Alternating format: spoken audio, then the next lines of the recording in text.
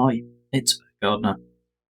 This is another piece on just general cards and tactical thinking. This time I'm going to talk a little bit about the art of mulligans and sculpting turns, because I get asked about this a lot. So, as ever, the disclaimer is take it, leave it, do what's fun for you, but if you're looking to improve your game, learning to mulligan well is hugely important. When I talk about mulligans, I also talk about sculpting, and I know other content creators, Nero in particular, uses very similar language, I think because we've got similar backgrounds. But the point is, I will now try and explain what I mean by that and how you can improve your mulligan strategy. So first of all, let's think about what is required when we're mulligan. What factor or factors influence our choice of what to ship, what to keep when we see our opening hand. So, factor number one, the deck we're playing. This is going to be the first thing that occurs to everybody else, and in some cases, in my opinion erroneously, the only thing that occurs to people. It is a factor, a very important factor. Knowing your deck is hugely important. So let's hop over to a deck, something nice and classical. Look, it's Frontline. So this is a very classical deck. I'm not going to get into the deck or what it's about. You can go see videos about that. Go find things in my links. Go around YouTube. I've got plenty on what Frontline is. What I am going to talk about is the value. So know this page. Know this. In fact, if you are struggling to be fully aware of it, have a printed or digital copy available to you while you're playing so you can see your list. Tick off things if you need to while you're using them, particularly if you're doing anything that is focused and competitive. Most competitive players do actually do. I certainly do if I'm being competitive. Often, and especially if it's open lists, I'll have my opponent's list in front of me as well. That's not the point. But it does lead me to the next factor in mulligan, which is what's on the other side of the table, which in my opinion is the first factor, the way the game client works, that you should be considering.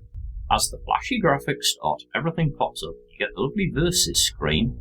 The first piece of useful information that you have, define useful information here.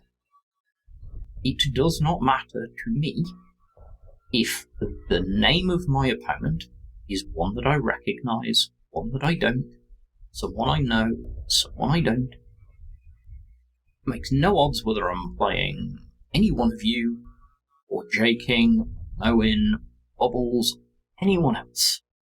Don't think about that till I make my notes. What I am looking at is their HQ. I want to know what they're on. As that starts, I am immediately trying to put my opponent on a deck. Now, what does that unpack that one for a bit? Putting my opponent on a deck means thinking, what is that nation playing a lot of? What deck might it be? So, a good example of this is if you see a US HQ, most of the time, it's going to be Frontline or RAM. Those are two big US things at the minute. There's either the US Brit ramp, or there's the US Germany Frontline. Most of the time, it's probably going to be Frontline. If you know differently from your experience, then of course that will alter your process and understanding of it. Key is I'm putting my opponent on a deck straight away. What's my opponent got? What am I on? The next thing I'm looking at is how many cards do I have in hand? Am I on the play or on the draw? What does that mean? On the play means I have 4 cards in hand and I'm going to mulligan, and then I have to play from those 4. I do not draw on the first turn because I'm playing first. On the draw means I have 5 cards in hand and I'm going to see another card before I have to play, but my opponent will play first. Right. Once I factored that in, the next thing I'm doing is I'm going to my mulligan. Or in my case, my mulligan fortress in my head. But how you go about it is not as important as that you go about it.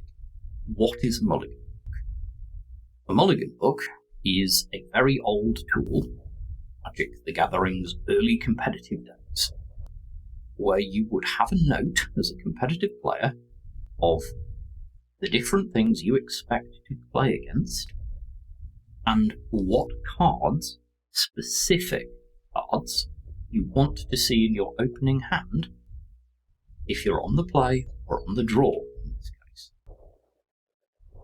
Note specific cards. I'm not just thinking, I want to see a 1-drop, or I want to see a 1-drop, a 2-drop, and then a 5-drop. I'm thinking, what 1-drop I want to see, and why. What 2-drop I want to see, and why. What does my ideal hand look like? And I have a note in it somewhere. That's what I aim for. I encourage you to do this, to try it at least. You may find it improves your game. You may not. You may find it less useful to you and you like to just instinct it. I'm not a big fan of instinct. You've probably gathered this if you've watched any of my content. I am by nature a student of mathematics and game theory. I deal in absolutes and numbers. I don't deal in emotional response when playing a game. I don't feel my way through a deck. I understand the mathematics, use it. So let's look at this in a more practical sense. I choose Frontline to demonstrate this because Frontline has the advantage that it has a relatively short mulligan. Because its mulligan doesn't change immensely into different decks, because it is ultimately trying to do one thing and it has specific rules to do them. But by talking you through how I approach this, you might learn something, you might not. When I'm looking at my opening hand, the first thing I'm trying to do is work out whether I'm playing a slow deck or a fast deck, and whether I'm going first or second. So let's assume for a minute that I am on the play, which is good, because I want to be, if we're on Frontline, we want to be on the play. That actually has a substantial advantage for us, because of the way the deck plays out. Right. So what do I want to see in my opening hand? There are a couple of obvious things. First of all, you're going to want to see things you can play early, that ideally have blitz, but at the very least can optimally do something effective. Now, we have a number of cards that fit this bill. In fact, in this deck we have no less than 9. My version of the deck that I'm currently running. We have 3 copies of 164, right? 4 copies of the MA Greyhound and 2 copies of Red Devils. However, these are not of equal value in play sequence. So if I am on the play, if I'm playing first, the first card I drop cannot get to the front line unless it is the 164. Wow, okay, so there it is, the 164. Push it, that's what I'm looking for. I definitely must hit. Most of the time, actually, no, you don't. Because the value of the 164 is that when it dies, which it's going to, because we're going to sacrifice it if our opponent doesn't kill it, most of the time we want to sacrifice it because control matters, it's going to give a random friendly unit +1/+1, and we're going to reduce the randomization of that. I shall explain. I actually, when I'm on the play, ideally want to drop Red Devils. But Bear, you lose Blitz. That's like a big part of the... No, it's not a big part of the value of this card. It's in fact actually one of the least valuable pieces of card text on this card. I love this card, I emphasize this card a lot because it's amazing. Blitz is possibly the least valuable piece of text on it. It is a 1/3. That means it is hard, nigh impossible for our opponent to instantaneously remove it when they only have 1 credit to operate. It costs +1 credit to target, which takes us from nigh on impossible to do you have a 0 cost removal card? If not, my Red Devil survives. I don't care. That's tremendously powerful. This is the gold standard. I want to see this. It also is an infantry, which is relevant for sculpting, which we'll get to in a minute. If I don't have Red Devils, I want to drop a Greyhound, because this is almost as good.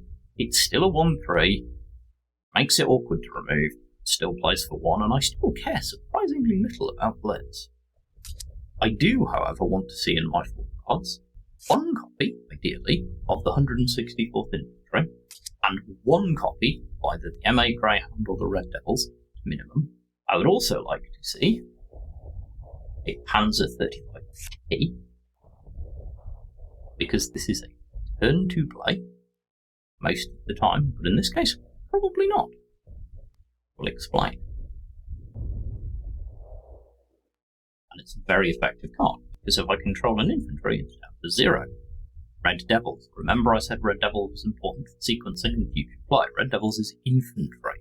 Otherwise I need to drop the 164 to activate the Panzer, which will happen and we'll get to that. We're in a position to do it. Note, this is a very basic Mulligan, but it's a good starting point if you're going to run. I would also really, so that's 3 cards. What else would I like to see? I would love to see either a 22 infantry or 99. Doesn't matter to me hugely which. Beyond that, an extra 35T. That 4th is a flex slot, because the core of what I want to do is base sequencing. So, what's the sequence? So, let's follow the sequence. Turn 1. Let's assume that I draw Red Devils, 164th Infantry, Panzer 35T, and 99. Turn 1. I'm dropping the Red Devils. I don't care that it's not blitzing because I know it's going to stick. I'm done. My opponent does something. If they're an aggro deck, they might push the front line. Most decks don't. Most decks aren't going to push the front line, but either way, we'll deal with it.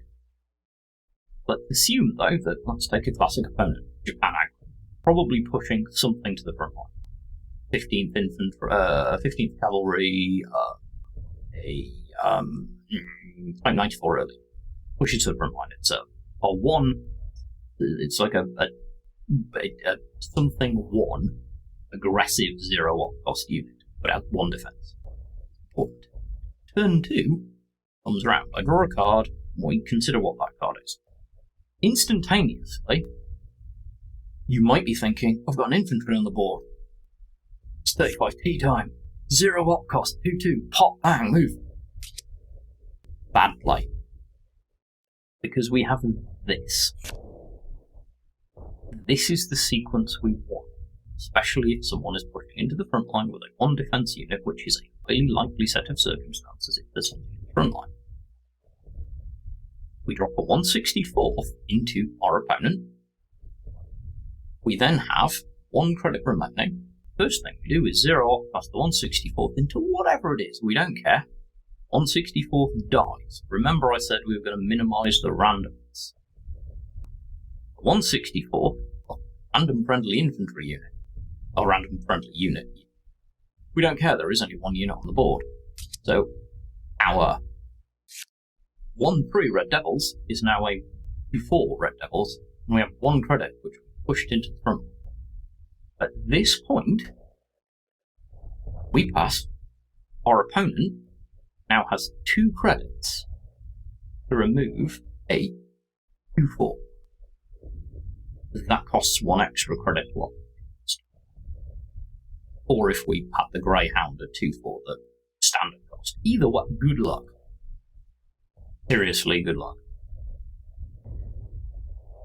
It's not happening. It's gonna stick 9 times out. It's an awkward cost to deal with, because either you're burning your entire turn to remove it, or it's still there. Tick round to turn 3. Let's assume that it's still there. Maybe it takes some damage, maybe it doesn't. We now have drawn some cards, but we still know that we have a Panzer 35T and a 99th Infantry, but we only have 3 credits, because this has gone pretty quick.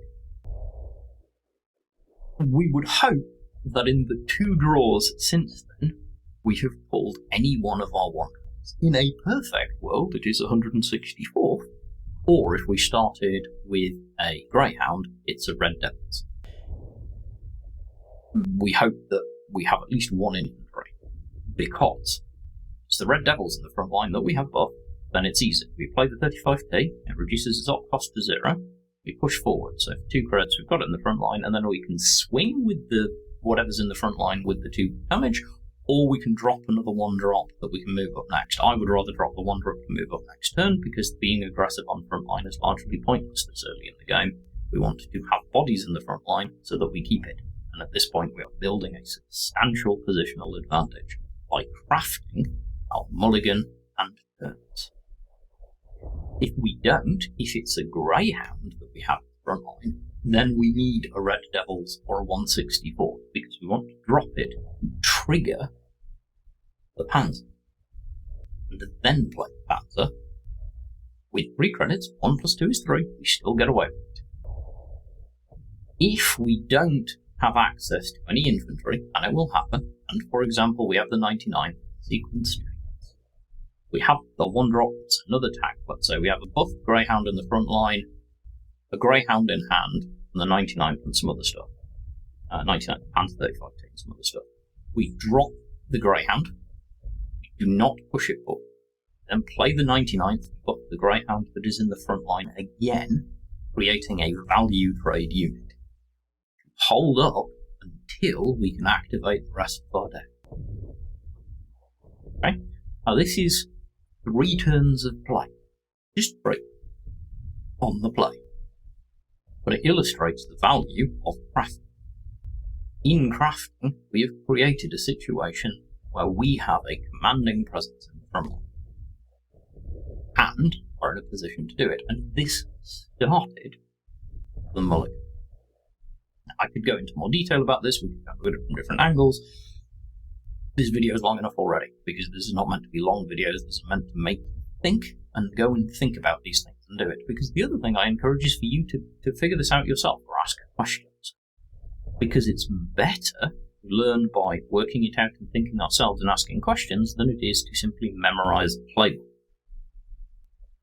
What I hope this has done is illustrated in relatively solid positional detail the value of 2 things. 1, assessing and crafting your mulligan properly, and 2, shaping your turns, knowing the odds, narrowing the chances, so that you can control what happens, as opposed to just looking for something that I can play. Look for something very specific, and if it is very specific and you need it, mulligan hard for it. Anyway, as ever, I hope this is useful, I hope you find it valuable. If you do, I'll be back with more. In the meantime, as always, stay good humans, take care of each other, see you next time.